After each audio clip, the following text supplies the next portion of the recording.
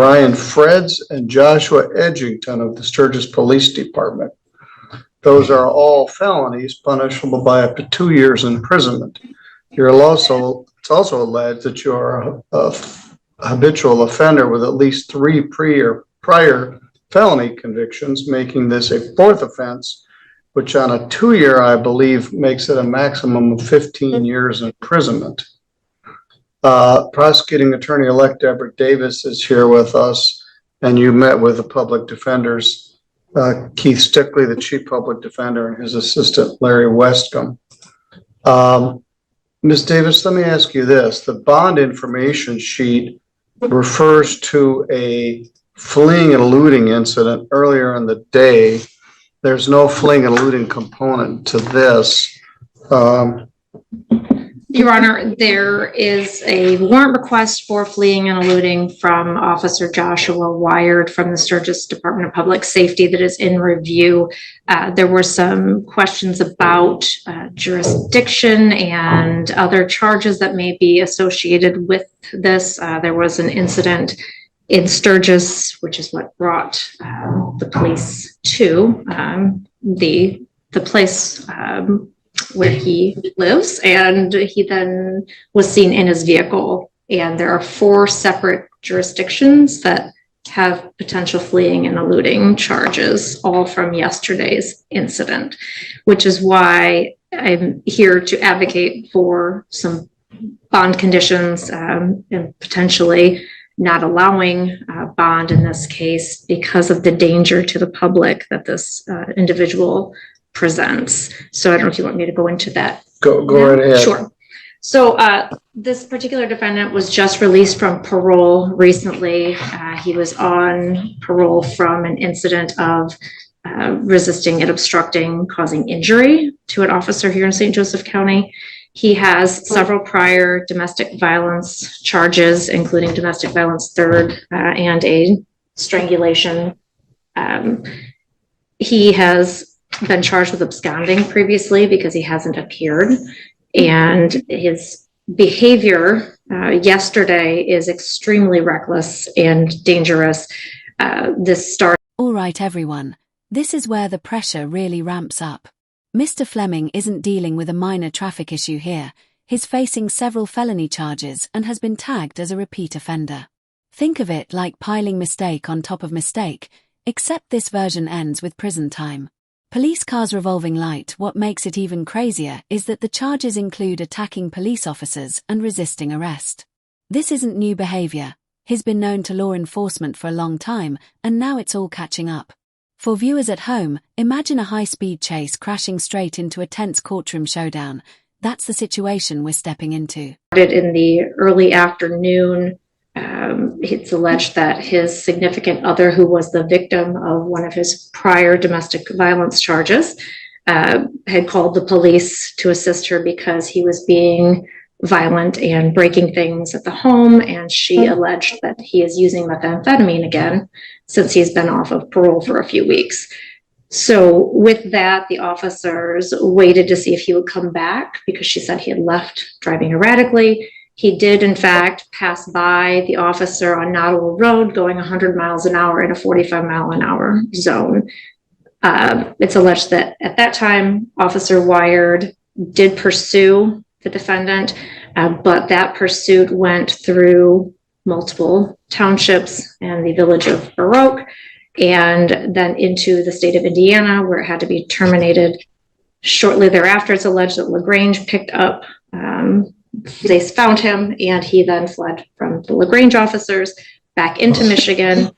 It's alleged that they then lost him again, and then he went back into Indiana and then came back to Michigan, where St. Joseph County deputies found him and pursued him, where they lost him again. And then Officer Wired in the Baroque Township found him again and pursued him. But because of his driving being so dangerous, passing people on the right side, that sort of thing, they terminated the pursuit. And then a tip led them to find him last night in Sturgis at the American Inn, which is where this R&O ×3 was alleged to have occurred because he refused to come out of the hotel room, physically was holding the door shut, preventing the officers from unlocking the door. And then they found him in the bathroom, again, not coming out with the officer's lawful commands. So as far as the danger to the public, I think with his driving and the issues, he does have a valid license, which is surprising based on the fact that he has 3 prior OWI incidents in different states. He has criminal history in several different states, including a flee and elude in West Virginia, and some incidents in Indiana, multiple different instances of use of controlled substances and assaultive, threatening behavior, multiple prior assaulting, resisting, obstructing of police officers, although some of them were dismissed as part of plea agreements. He is an extremely dangerous person in the view of the prosecutor's office, and we would ask that the court consider not allowing a bond at this point because of the danger to the public, as well as the likelihood that he is not going to appear. And if he doesn't appear and a bench warrant is issued, it could be an extremely dangerous situation for the law enforcement involved, as well as the public, if they have to go out and chase him and find him again. Again, there's also going to be at least the flee and elude from Sturgis that is under investigation because of the potential for the methamphetamine, a potential for an OWI or OUID. There was some further investigation that was supposed to take place this afternoon. I'm not sure of the status of that yet. So we went forward with just authorizing on the resisting and obstructing, which we're prepared to have a trial on those pretty quickly. If the court wants to set it quick, we can. I would rather have this individual stay in custody and not be able to have access to vehicles or substances so that we can have a trial sooner rather than later. And because he is a 4th habitual, the fleeing and eluding will likely be a potential life offense. If you're following along, this guy is pretty much a walking example of what not to do. Flushed face, we're talking police chases, crossing state lines, locking himself inside a hotel room. It sounds like something straight out of a crime movie. Pay attention to how officers had to carefully weigh public safety against making the arrest. These moments are intense because one wrong decision could turn deadly. For viewers, this is where you sit forward in your seat, because court cases aren't just paperwork, they're real-life consequences unfolding live. All right, the fleeing and elude could be a 5-year with a 4th habitual. Mr. Fleming, the public defenders are here with you. Let me ask you a couple questions. I show your address as Sturgis. Is that correct? Yes, sir. Yes, sir. All right. So the room at the American Inn, Mr.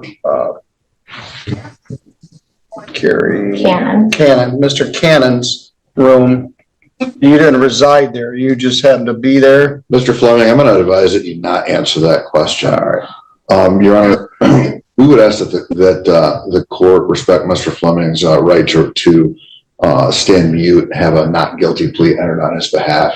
All right. And then we have we would have a brief, I guess, rebuttal in terms of bond. All right, Mr. Fleming, in interest of protecting any of your rights, the public defender's recommendation is you don't say anything. And some of it may be moot because I'm going to deny your bond. So there's no point in asking whether you're employed, I guess, or where you live. I'll speak to the reasons for it here in a minute. But Mr. Stickley's advice is probably wise. So at this point, I'm going to show you stand mute, plead not guilty. I'm going to appoint an attorney for you. I'm going to set a pre-exam conference for January 7th of 2025 at 8:30. Pre-exam conference for January 14th, 2025, if needed, at 1 p.m. Mr. Stickley, what else would you like to place on the record here? Your Honor, the only other thing that I had to place on the record this afternoon is that the defendant understands that the court might have reservations about what kind of bond might be set. MCL 765.6 does lay out that the defendant would be entitled to bond, and that bail shouldn't be excessive if not addressed by some other statute. On the list of no bond acts, allegations in Michigan, I'm not sure that this qualifies as a no bond. I had a concern that a 2-year R&O would qualify for no bond. So let me look at the rule.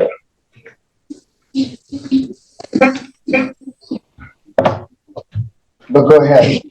And that is my statement, Your Honor. I was not able to find where resisting and obstructing an officer was one of the enumerated no bond conditions as referenced. I know the general overall rules MCL 765.6. I was trying to find, as you know, it's broken out a little bit helter skelter. But yes. I don't believe that is a qualifying offense to a no bond condition. All right. This happens a lot.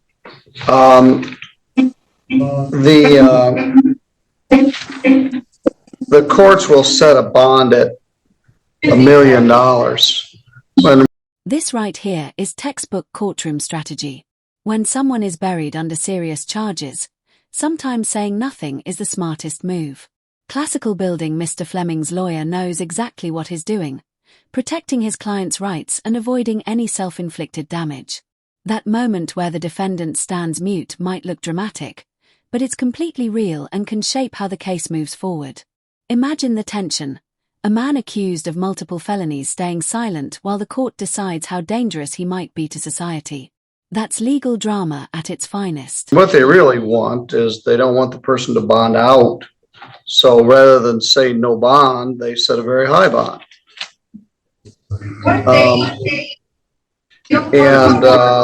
That's somewhat disingenuous. The legislature is working on some bail reform statutes that I don't think got over the hump at the end of the last session, and talking about eliminating different types of bail. Anyway, the case is aggravated.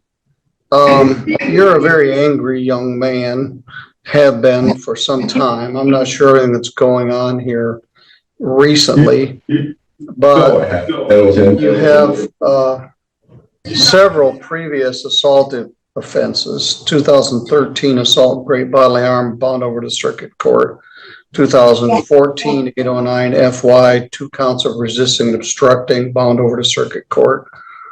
2014 941 FY, absconding on that R&O charge, bound over to circuit court.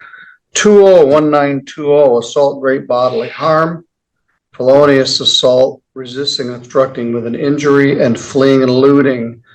That was bound over to circuit court, and you went to prison. That's the one you're on parole, just got off parole on.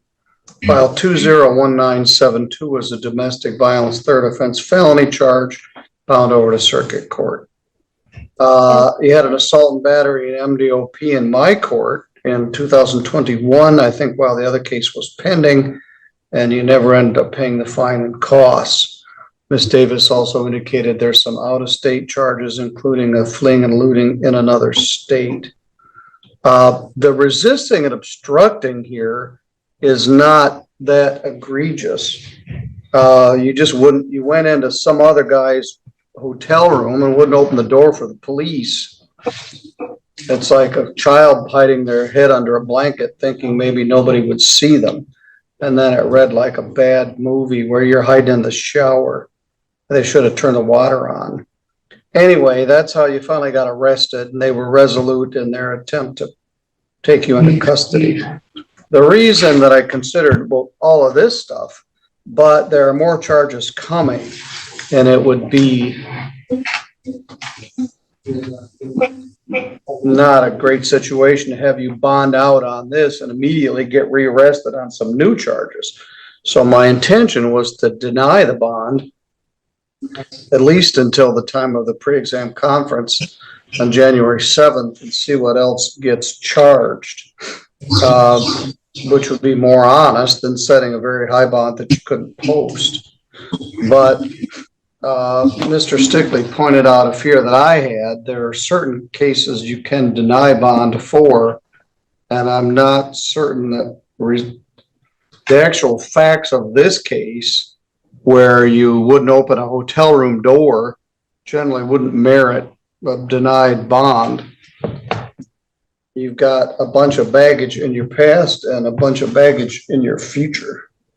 But there's good reason, public safety reason, to not let you bond out pending the new charges. So we will set a bond as Mr. Stickley requests.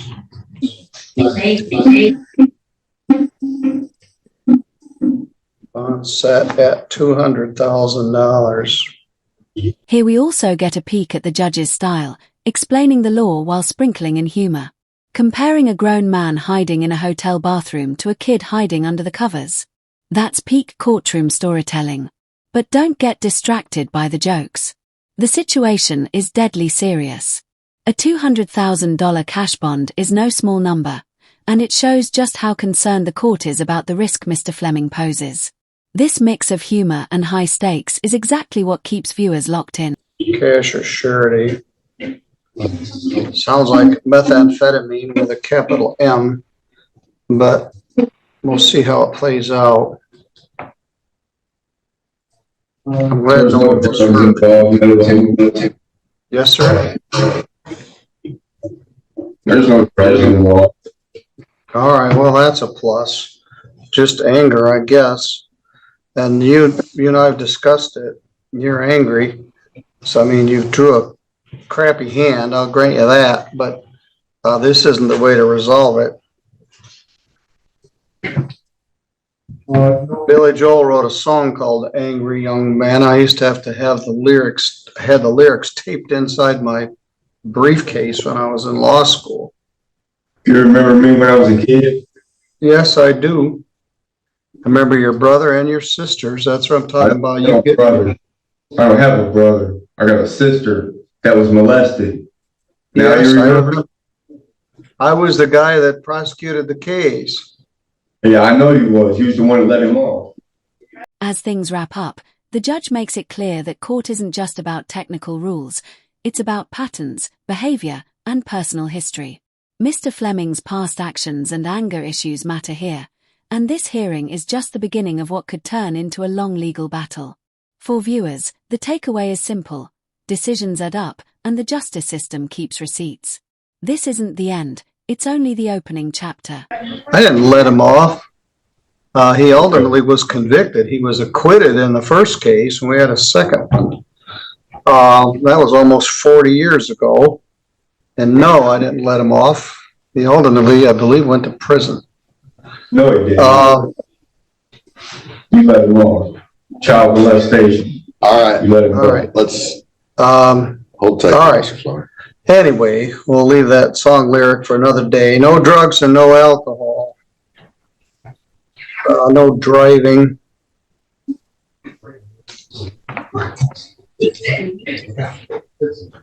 Test if directed. I don't think you're going to bond out. We'll see what comes of these new charges.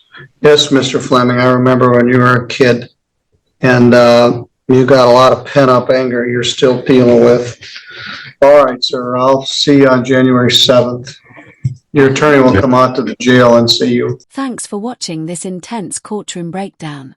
If you enjoyed the tension, the drama, and even a bit of courtroom humor, make sure to like the video, subscribe for more real-life legal stories, and drop a comment below. What do you think about Mr. Fleming's case? Could you have kept your cool in that courtroom? Let us know.